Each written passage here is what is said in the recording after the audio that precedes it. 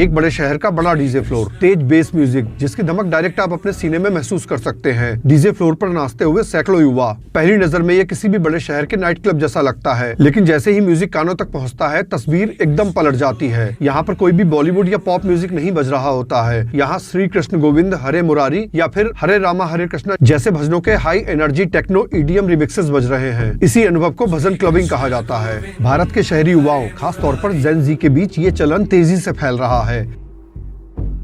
ये सिर्फ एक नया म्यूजिक ट्रेंड नहीं है, ये भक्ति, मनोरंजन और मानसिक सुकून के बीच बनता हुआ एक रिश्ता है। एक ऐसा रिश्ता जो पारंपरिक मंदिर की शांति और आधुनिक क्लब की ऊर्जा को एक ही फ्रेम में लाने की कोशिश करता है। भजन क्लबिंग किसी पारंपरिक सत्संग जैसी नहीं होती। यहाँ मंच पर डीजे होता है, लाइट्स किसी म्यूजिक फेस्टिवल जैसी होती हैं और माहौल किसी रॉक कॉन्सर्ट से कम नहीं। फर्क सिर्फ इतना है कि म्यूजिक की जड़ें भक्ति में होती हैं। पीढ़ियों से सुने जा रहे भजन अब techno, trance, EDM, live guitar और ड्रम्स के साथ फ्यूजन किए जा रहे हैं। एक और बड़ा फर्क साफ दिखता है, इन आयोजनों में शराब और किसी भी तरह का नशा पूरी तरह बैन होता है। लोग यहाँ भक्ति के नशे में झूमने आते हैं, बिना किसी बाहरी चीज के, सिर्फ म्यूजिक, डांस और सामूहिक ऊर्जा के जरिए। न कोई सख्त ड्रेस कोड, न कोई जजमेंट। कोई जीन्स टी शर्ट में है, कोई कुर्ते में। माहौल खुला है। शुरुआत में इसे कुछ लोगों का एक्सपेरिमेंट माना गया, लेकिन अब ये छोटा शौक नहीं रहा। दिल्ली, पुणे, जयपुर जैसे शहरों में हजारों लोगों वाले टिकटेड इवेंट हो चुके हैं। ये आयोजन मंदिरों या आश्रम में नहीं, बल्कि कैफे, लाउंज और क्लब्स में हो रहे हैं। यानी भक्ति अब सिर्फ पवित्र स्थानों तक सीमित नहीं रही,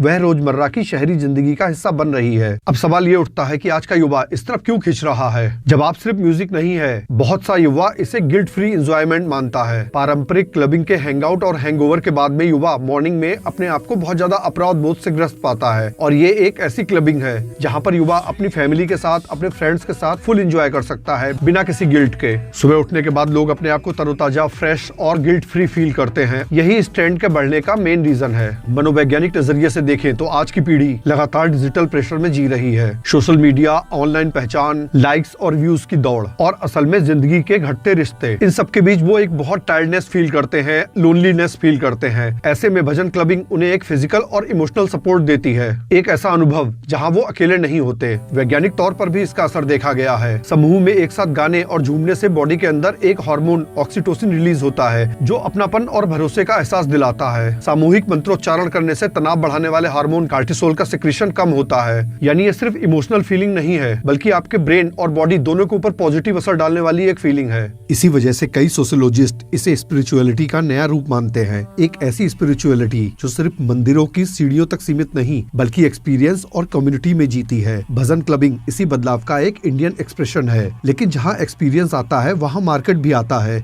आर्टिस्ट, टिकट शोज, इंस्टाग्राम से उभरे नए चेहरे, धीरे धीरे एक पूरी स्पिरिचुअल इकोनॉमी बनती दिख रही है। और यहीं से कहानी का दूसरा और थोड़ा अनकंफर्टेबल हिस्सा शुरू होता है, क्योंकि एक तरफ भक्ति नए रूप में सामने आ रही है, तो दूसरी तरफ रील कल्चर भक्ति को कंटेंट में बदलने लगा है। आज हालात ये है कि लोग तीर्थों पर कम और कैमरे के सामने ज्यादा खड़े नजर आते हैं। केदारनाथ हो या कैची धाम, कई बार पूजा से पहले एंगल डिसाइड किया जाता है। कोई मंदिर के बाहर प्रपोजल शूट कर रहा है, कोई रील के लिए एक्सप्रेशन प्रैक्टिस कर रहा है, और कोई वहाँ भी लाइक्स, व्यू और वायरलिटी का हिसाब लगा रहा है। यहीं पर सवाल भक्ति का नहीं, इंटेंशन का बन जाता है। हम दर्शन के लिए जा रहे हैं या कंटेंट बनाने के लिए? सामने भगवान है या कैमरा? इसी चैन में लड्डू गोपाल वाला ट्रेंड भी आता है। कोई उन्हें फ्रिज में रखता है, कोई मैगी खिलाता है, कोई स्कूल भेजता है, कोई डॉक्टर के पास ले जाता है। देखने में ये क्यूट लगता है, वायरल भी होता है, लेकिन सवाल वही रहता है, ये श्रद्धा है या डिवोशन को एक स्किट में बदल देना? ये आस्था है या एल्गोरिथम के लिए किया गया एक ड्रामा? यही वजह है कि बहुत सारे लोग इस बात को धर्म का अपमान मानते हैं। उनका तर्क सीधा है कि हर भक्ति में एक लिमिटेशन होती है, एक बाउंड्री होती है।